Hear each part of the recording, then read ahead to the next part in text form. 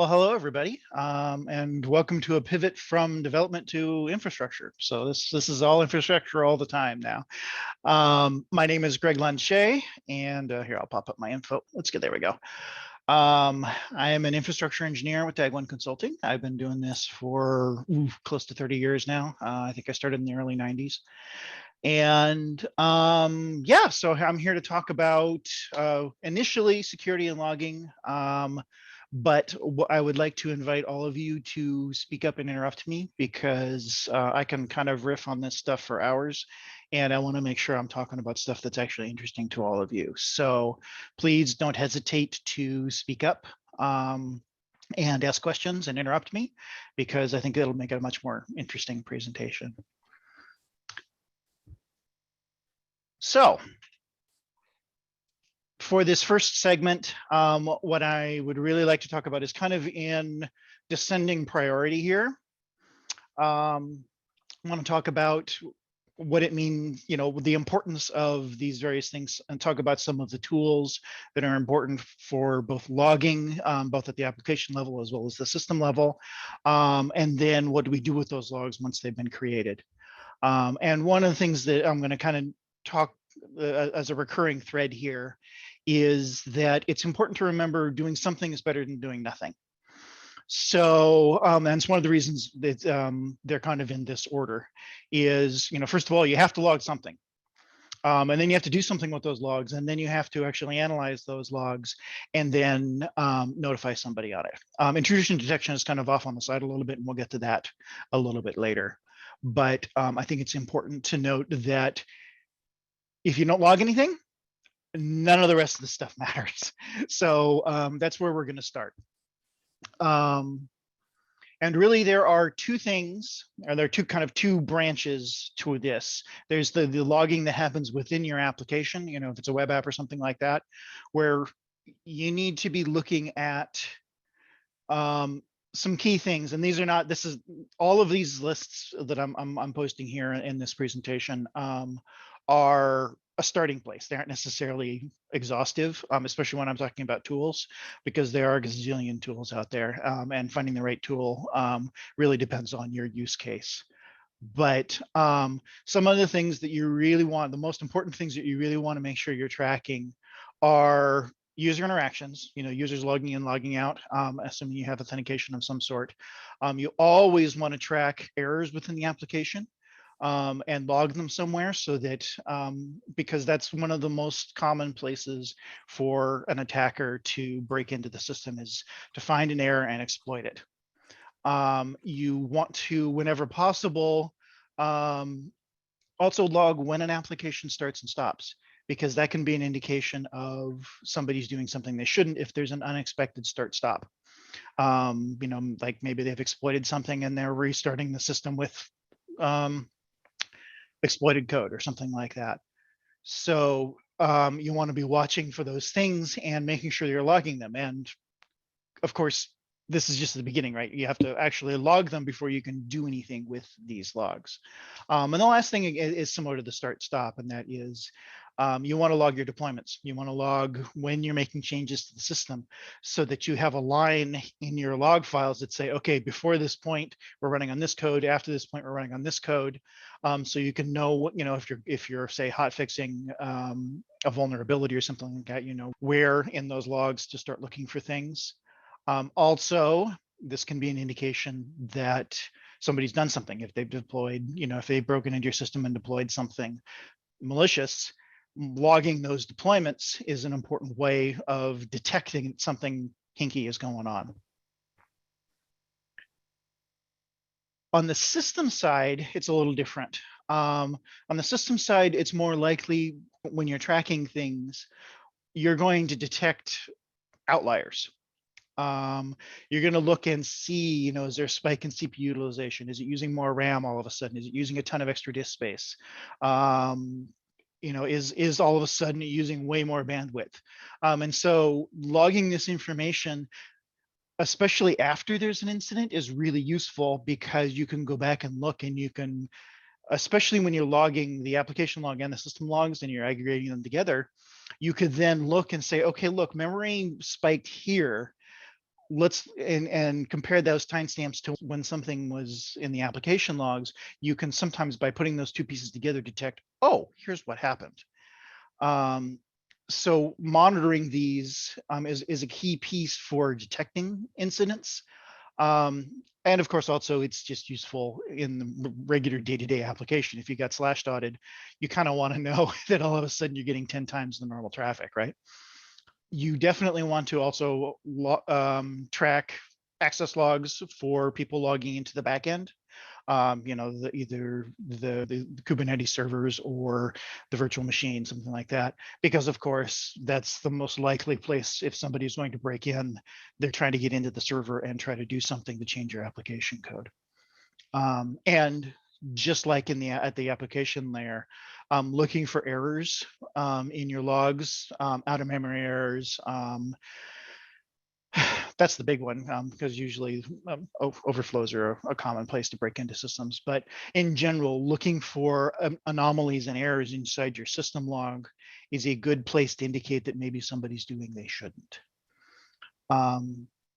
So, and by the way, I'm very caffeinated, so I'm going to talk quite fast. So please, by all means, interrupt. But also I have a bit more to talk about here, and so I don't want to waste too much of our time.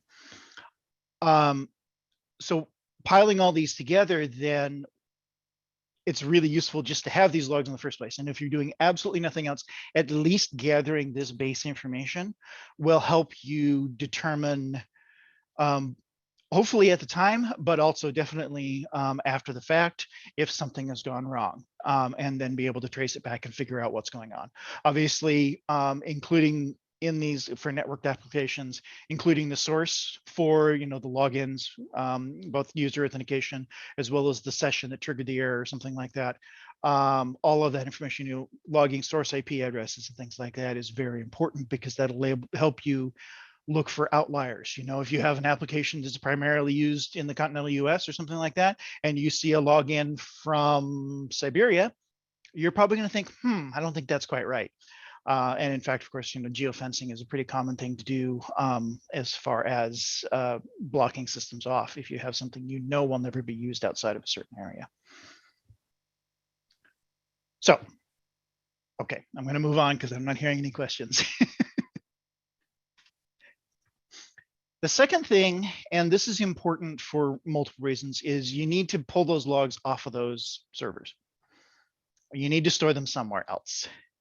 This is very important because the first thing a bad guy is going to do when they break into a system is they're going to erase the logs. They're going to try and cover their tracks and hide their footprints. So in the early days of, you know, running systems, we would, you know, rsync logs off the server periodically. So every 5 or 10 or 15 or an hour or whatever, we would shuttle the local logs off to somewhere else. Now that doesn't do a whole lot of good, because that means an attacker has that sync window to erase their footprints. They can erase their login information, things like that. So it's very, very useful to use tools like even something as basic as rsyslog, but, you know, more common doing something like elk stack, Elasticsearch, Logstash, Kibana, or Splunk, or using, you know, some of the commercial tools like Papertrail or Datadog, to stream those logs in real time off to another location, so that they're stored somewhere where the bad guy that broke into the system can't get to them, because then they can't cover their tracks. So it's very important that you have consistent logs. The other nice thing about aggregation is, of course, when you're dealing in a clustered service with a lot of containers or a lot of servers, it can be a real pain to find something, because you have to figure out, okay, which server were they on, go look at that server, or look at the logs on that particular server.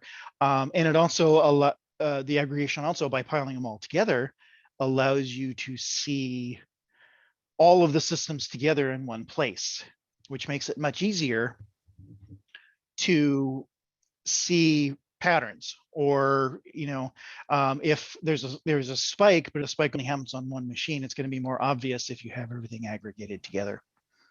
I actually have a question for you, if you don't mind. Yeah, bring it on. So you were talking about streaming logs to a some sort of service. Yes. What I've been wondering is that sounds like, because it's going to go over obviously like HTTP or something like that, most likely. That seems like a lot less reliable than writing logs to disk per se. So I guess the question is that reliable enough to not write to disk, or would you write to both? Or Good question. It is reliable. Yeah, they tend not to use HTTP. They usually use their own protocol, usually on a different port. But generally, yes, it's good to write both.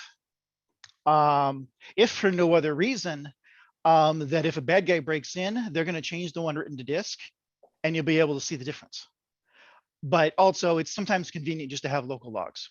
If you know you're having a problem with a specific server and you don't want the noise of all the other servers pouring in, you can just go to that one and look at those logs. So generally on systems that I manage, that's exactly what I do. I tee the logs off so they get written to the local var and then also get written to Datadog or wherever I'm doing my aggregation. cool.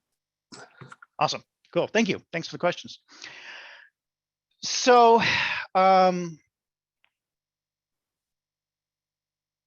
the aggregation also, and we'll get into Datadog especially, but Papertrail and Datadog and Elk and Splunk, really these are beyond just aggregation, obviously, because there's the alerting component as well. So these kind of overlap into the next piece, which is, of course, monitoring alerting. So, once we have all these logs, it's good. At least we have them so we can go back and dig into them and do a little spelunking into the logs and say, okay, what do we got? What happened? Why did this happen? And go back and hopefully resolve the issue. Of course, doesn't do a whole lot of good unless you actually have somebody looking at those logs and monitoring them. So there are a ton of tools out there, from the very basic to the pretty in-depth. And we have kind of two levels here. And I didn't necessarily, well, actually there's kind of, this is where things start to branch a bit because all the tools are a bit different.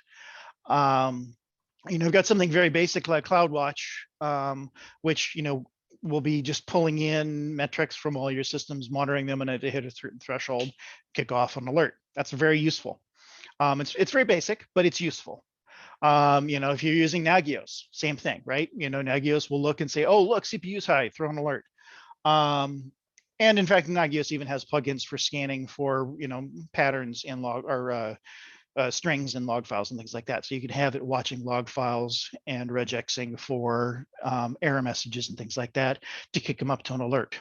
So at the very basic level, if you have nothing else, at least, get something like that in place so that you have something going, whoa, daddy, what's going on? And then we have something, we have kind of the two branches of Prometheus and Elastic Alert and Watcher. Prometheus looks at metrics. It looks at numbers. So it's going to watch for numbers, and if they hit a certain threshold, they're going to kick off an alert. Whereas Elastic Alert and Watcher, they're looking at, for Prometheus, it's got an agent that's monitoring the system, whether it's a backend, Kubernetes server, or whether it's a VM or whatever. And so it's going to watch those, RAM usage, things like that, a lot of those system stats, and alert you if it sees something. Whereas something like Elastic Alert and Watcher is looking at that stream of log files as they're coming in and aggregating them together and watching for things in those. And so there it's going to be more likely to see error messages or logins and things like that. So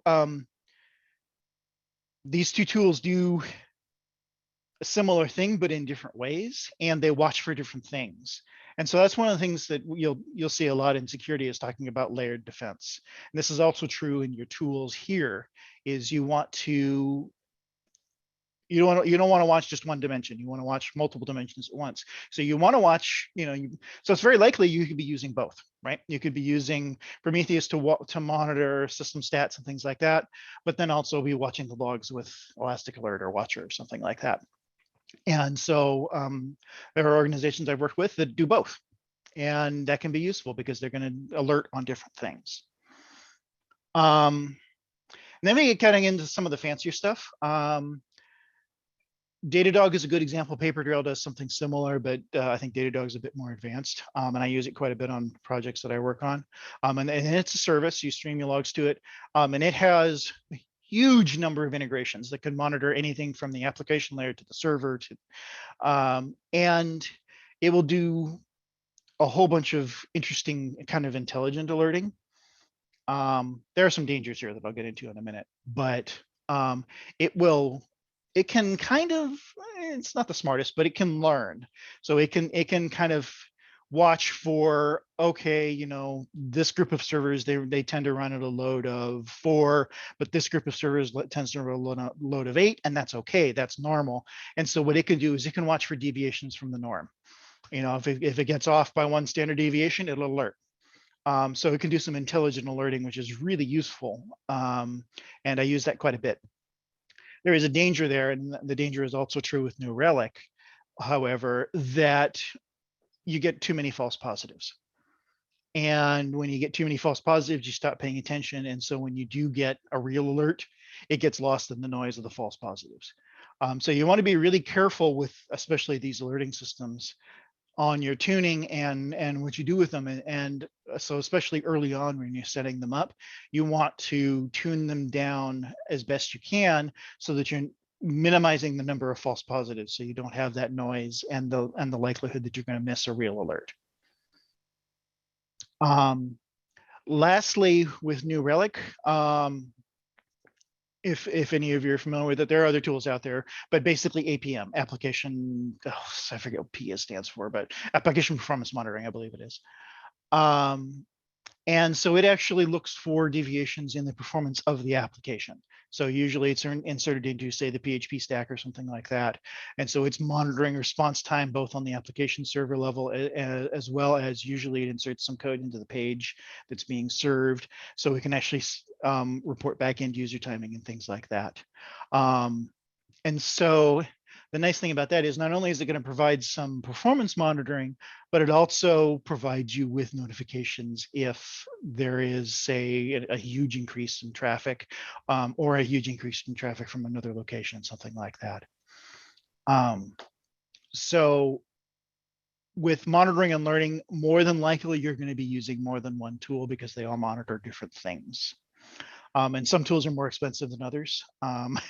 Datadog and New Relic are especially tricky in that if you don't set them up right, they get very expensive because up until very recently, New Relic charged per node. And when you're working in, say, a container environment, that becomes crushingly expensive because you could have hundreds of nodes. I noticed actually somewhat recently, New Relic has just changed. They now switched to a per user and per gigabyte ingested. So their pricing has changed. I haven't had a chance to really analyze that to figure out what that means pricing wise.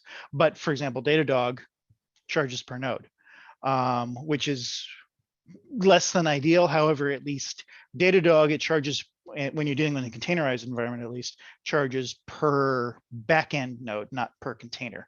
So, you know, if you have, say, an ECS cluster with, you know, 8 machines in it, it's going to charge you for 8 nodes, not the however many hundred containers you have floating around out there. So the, you know, the roll your own of Prometheus and Elk Stack and Elastic Alert and things like that are often more cost effective, especially in larger environments.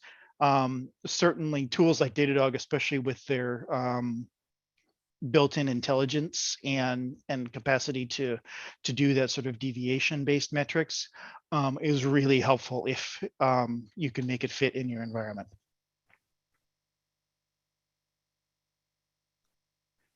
Okay, I'm gonna keep an eye on time here. So intrusion detection. So this is an interesting sort of side topic in that IDS is in some ways kind of being sidetracked. I was talking with my coworkers yesterday about this, and we tend not to do very much with IDS these days. In an environment where we're dealing with much more abstraction from the hardware, especially in things like, you know, Kubernetes or OpenShift, or especially PaaS providers, things like that. It really doesn't make a whole lot of sense. They're still useful. However, and the problem we ran into a lot with them is they're even more likely than the monitoring tools I mentioned in the last slide. They're even more likely to have false positives. And there are a lot more work to tune. There are a lot more work to monitor. And it's very much getting to the point of diminishing returns. There are good tools out there, Snort, Suricata, things like that are very good. There are a zillion commercial tools out there for this. And if there is a organizational requirement to have it for one reason or another, yeah, by all means use them. But I haven't found a whole lot of need currently, and in order to cover, to have what I consider a secure, well-monitored system. IDS really doesn't add that much and tends to detract from. I'd rather be spending time on tuning my aggregation and monitoring systems than I would spending time trying to tune an IDS, because at this point, with the way we're dealing with streamed logs and monitoring those and looking for outliers in those are going to detect things as quickly as an IDS anyway. We're going to see somebody trying to brute force an account at the same time the IDS is going to see it, and it's going to alert already. So it's in a lot of ways becoming redundant. They're still useful. They're still, in some environments, they're still worth money, but they're less important, I think, than the previous stuff, the monitoring and alerting tools. And then, of course, then you look at things like the SolarWinds breach last year, where SolarWinds being one of the large IDS providers. In fact, I had them on this slide until I pulled it off because they had a breach. And so then your IDS is actually a gateway and a problem. So I covered a whole bunch of information, and I realized, we had a relatively short time here to do this. But I would like to know if anybody has any questions. Are there any specific topics you'd like to talk about? And then also and I suppose we probably ought to take a short break here for so I can get a drink. But also then our next session is general Q&A discussion, which I haven't necessarily had any specific talking points because I wanted to hear from all of you about what things you're interested in, and then we can talk about them. So I think what I'll suggest is let's take a couple of minutes break. I'll refill my coffee cup, and then we can come back and start the kind of general infrastructure discussion. If nothing else, I suppose I could share a couple of horror stories to start things off, because in the course of my career, I've had some pretty large infrastructure disasters, and so it's always fun to talk about those. And so we'll start with that, and so I'll be back in maybe a minute and a half.